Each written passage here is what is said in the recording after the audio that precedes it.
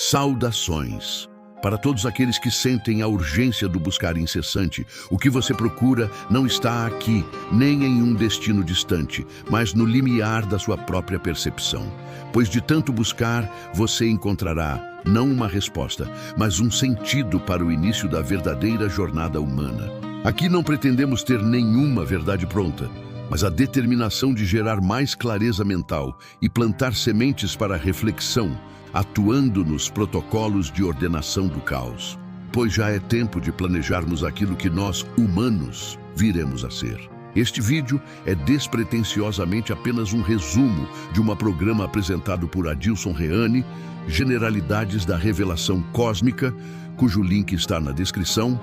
Nele, o apresentador Adilson explora a interseção entre a ciência contemporânea e a cosmologia espiritual, utilizando a nanotecnologia como ponte para explicar a origem e a manipulação da vida no contexto do projeto Talm, detalhando como a engenharia em escala atômica, exemplificada por nanobos e manipulação genética, reflete processos biológicos naturais e tecnologias ancestrais supostamente utilizadas por inteligências superiores para transferir códigos vitais entre universos. Introdução à nanotecnologia e à ciência da manipulação atômica. A nanotecnologia representa uma das fronteiras mais revolucionárias da ciência contemporânea, prometendo transformar fundamentalmente a maneira como interagimos com o mundo material. A importância estratégica de compreender seus princípios fundamentais é dupla. Por um lado, permite avaliar suas vastas aplicações práticas e, por outro, serve como alicerce para explorar suas implicações teóricas mais profundas, que podem se estender até o campo da especulação cosmológica. Por definição, a nanotecnologia é a ciência dedicada à manipulação da matéria em uma escala atômica e molecular. Seu campo de operação abrange estruturas que medem entre 1 e 100 nanômetros. Para contextualizar essa dimensão, um nanômetro, NM, equivale a 1x10 elevado a menos 9 metros, uma medida extraordinariamente pequena. Essa escala é apenas uma fração do espectro de medição definido pelo Sistema Internacional de Unidades, que se estende de extremos teóricos como o iota, equivalente a 10 elevado a 24 metros, ao iocto, 10 elevado a menos 24 metros. O princípio básico da nanotecnologia, cuja origem como campo de estudo é atribuída ao Japão, consiste na construção de novas estruturas e materiais a partir de seus componentes mais elementares, os átomos. A popularidade e a relevância deste campo são tais que informações de referência podem ser encontradas em fontes amplamente acessíveis, como a Wikipédia e as mais diversas inteligências artificiais que evoluem a olhos vistos. Apesar dos avanços surpreendentes já alcançados, é crucial reconhecer que existem limites físicos e práticos que definem o escopo de sua aplicação atual, preparando o terreno para uma análise mais aprofundada de suas fronteiras.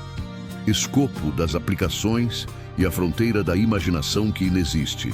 A análise de aplicabilidade da nanotecnologia exige um discernimento claro entre o progresso real e a especulação. Compreender suas aplicações atuais e seus limites intrínsecos é crucial para separar o que é tecnologicamente viável do que pertence, por ora, ao domínio da ficção científica. Ao mesmo tempo, é inegável que a ficção frequentemente serve como um campo de provas para ideias que, eventualmente, se materializam como inovações tecnológicas. A manipulação em nanoescala enfrenta limitações físicas e práticas. Em uma extremidade do espectro, temos o diâmetro do universo observável, estimado em 93 bilhões de anos-luz, ou 8,8 vezes 10, elevado a 26 metros. Na outra, encontramos as dimensões de Planck, onde o comprimento atinge a ordem de 10 elevado a menos 35 metros e o tempo de Planck, que equivale 10 elevado a menos 44 segundos, ou seja, 0,4401. Esses valores, embora fundamentais para a física teórica, possuem um significado majoritariamente matemático, sem aplicação prática cotidiana, pois nossos equipamentos e sentidos não conseguem operar ou perceber tais escalas. Apesar dessas barreiras, as aplicações da nanotecnologia já são vastas e impactam múltiplos setores. As principais áreas de desenvolvimento mencionadas são biociências e medicina, produção avançada de medicamentos, elaboração de proteínas sintéticas, biomateriais para transplantes de órgãos, como pele e corações de suínos geneticamente modificados, criação de medicamentos genéticos e o uso de tecnologias como o CRISPR para modificações precisas no DNA. Química e engenharia, síntese de substâncias purificadas e desenvolvimento de nanocompósitos, como os nanotubos de carbono e os Buckminster fullerenos, conhecidos como buckyballs, eletrônica e computação, fabricação de semicondutores, chips, processadores de alto desempenho, memórias de alta capacidade e outros componentes de hardware que revolucionam o setor. Robótica, desenvolvimento teórico de nanobots, robôs em nanoescala, projetados para realizar tarefas específicas, como a manipulação genética diretamente no interior das células. Esses avanços, contudo, suscitam preocupações éticas e um certo receio público. O medo de deformidades genéticas ou da perda de controle sobre nanorobôs autorreplicantes alimenta a percepção de um risco existencial. O apresentador Adilson ainda contextualiza esse risco, comparando-o a eventos de baixa probabilidade, mas de alto impacto, como a colisão de um bólido celeste com a Terra. A ficção científica serve como um espelho e, por vezes, um precursor desses desenvolvimentos. Exemplos notáveis incluem The Matrix 4, Resurrections. O filme apresenta o Kylon, um ser cujo corpo é inteiramente composto por nanobots capazes de se desestruturar e reorganizar, possuindo uma forma de inteligência coletiva. Star Trek, a nova geração. A série explora conceitos como os Borgs, seres semi-orgânicos aprimorados por componentes eletrônicos, e a evolução de aparelhos médicos, que passam de instrumentos físicos para dispositivos capazes de realizar uma restauração atômica de tecidos danificados. O marco histórico de 1990, quando a IBM desenhou seu logo com 35 átomos de xenônio, usando um microscópio de tunelamento eletrônico, demonstrou que a manipulação atômica era possível. Esse feito fundamental serve como ponte para a ideia de que um processo análogo, em uma escala cósmica e primordial, pode ter dado origem à própria realidade, introduzindo assim o conceito especulativo do projeto Taum. A conexão do colapso quântico ao projeto Taum. Neste ponto, a análise transita da ciência convencional para um terreno teórico, onde os princípios da física quântica são utilizados para fundamentar a revelação do projeto Taum. A exploração se volta para a hipótese de que uma consciência primordial atuou como catalisadora para a manifestação da realidade material a partir de um substrato energético fundamental. O fundamento teórico apresentado parte da teoria das cordas, que postula que as partículas subatômicas, como quarks, muons, leptons e bósons, que são manifestações de vibrações em frequências específicas de cordas primordiais. Essa teoria abrange tanto partículas já detectadas, como o bóson de Higgs e os neutrinos, quanto partículas ainda hipotéticas, como os táquions, que teoricamente se moveriam a velocidades superluminais. Diante desse cenário, duas hipóteses sobre a origem da realidade são delineadas. Hipótese 1. As partículas já possuíam uma formação inerente à substância universal. Nesse caso, um observador não interfere no resultado de experimentos quânticos, e os parâmetros medidos são absolutos. Hipótese 2. Uma consciência atuou sobre a sopa de cordas primordial para colapsar as vibrações em partículas, dando origem às substâncias que compõem o universo. O apresentador favorece a segunda hipótese, utilizando o experimento da fenda dupla como sua principal evidência.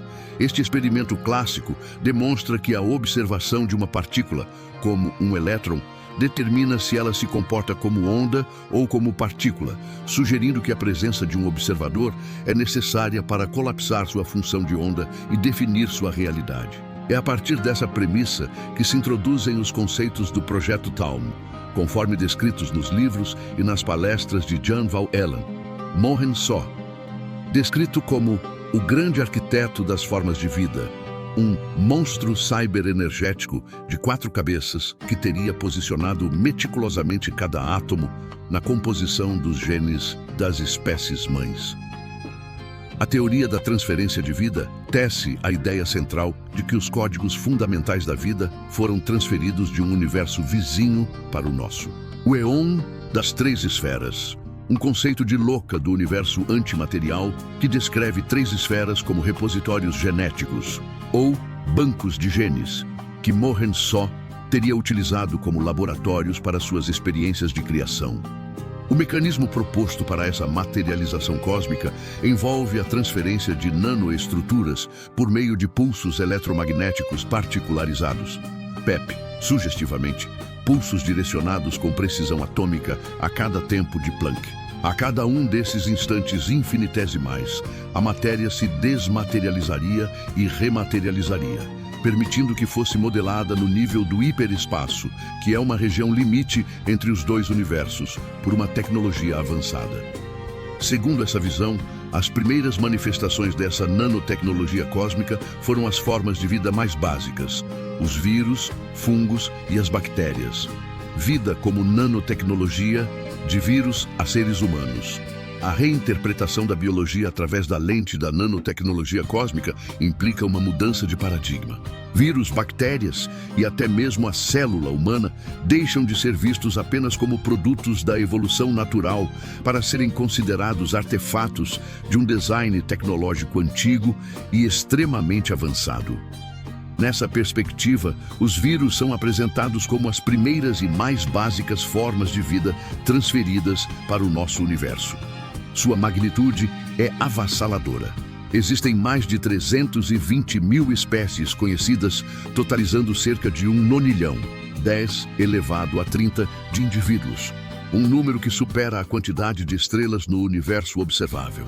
O comportamento de um vírus bacteriófago, que se assemelha a um nanorobô ao pousar em uma bactéria e injetar seu material genético para se replicar, reforça essa analogia.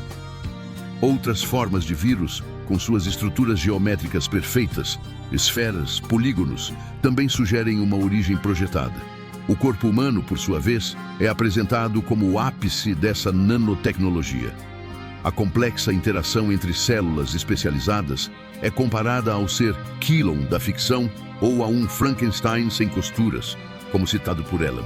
Essa analogia se sustenta em exemplos como células que se movem ativamente para transportar oxigênio ou defender o organismo, neurônios que refazem e desfazem sinapses para modular a atividade cerebral, células que operam em simbiose para produzir enzimas, hormônios e outras substâncias essenciais.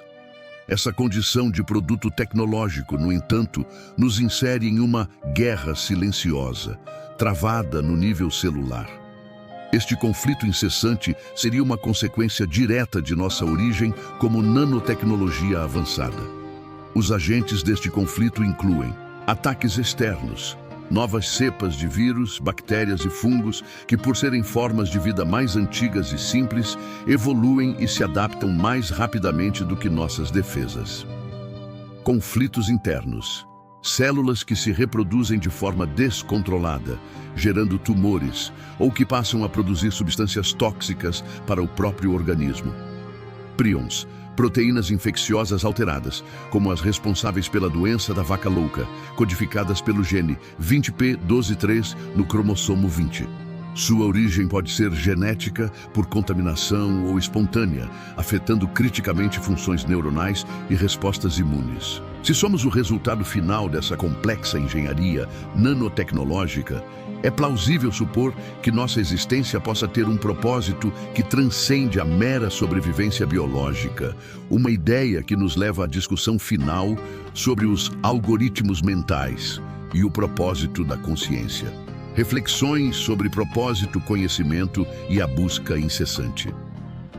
Este documento traçou uma jornada que partiu da definição científica da nanotecnologia, explorou suas aplicações e limites e culminou em sua reinterpretação como a base de uma complexa e especulativa cosmogonia. Nessa visão, a vida biológica não é um acidente da natureza, mas o resultado de um projeto deliberado, com Mohen So figurando como o desenvolvedor dos mecanismos fundamentais que a sustentam. A conclusão metafísica apresentada é que a humanidade se encontra em um terreno de disputa. Os algoritmos mentais e protocolos mentais que geramos através de nossa experiência consciente servem como uma espécie de alimento para seres enclausurados em outros níveis de realidade. Contudo, essa relação não é passiva. Esses seres buscam ativamente esse alimento para, em troca, gerar novos problemas que devemos vivenciar e solucionar, perpetuando assim um ciclo predatório de sofrimento e produção energética. É crucial, no entanto, acolher a ressalva final do autor. O conteúdo apresentado não deve ser encarado como verdades absolutas, mas como sementes para reflexão. A principal proposta é o exercício do pensamento e a manutenção da honestidade intelectual, na busca por compreender a realidade, por mais subjetivos e distantes no tempo e no espaço que os conceitos possam parecer. O valor não reside na certeza, mas no ato de questionar e explorar. Para encapsular a mensagem central desta apresentação, o programa da Rádio Atlan se encerra com a citação direta do Adilson Reane. A busca deve ser incessante e as certezas nenhuma. Bem, pessoal, gratidão a todos, humanos encarnados e desencarnados, mas também às demais estirpes deste e de outros universos, ligados nesses assuntos importantes à sobrevivência desta espécie, que por ora ainda ocupa este pequeno mundo azul. Sugiro verem os outros resumos aqui do canal para melhores insights, pois a busca deve ser incessante e as certezas nenhuma. Pedimos que deixe seu like, curta o vídeo, inscreva-se e compartilhem estas gotas de orvalho dionisíaco. Estejamos em paz e até breve.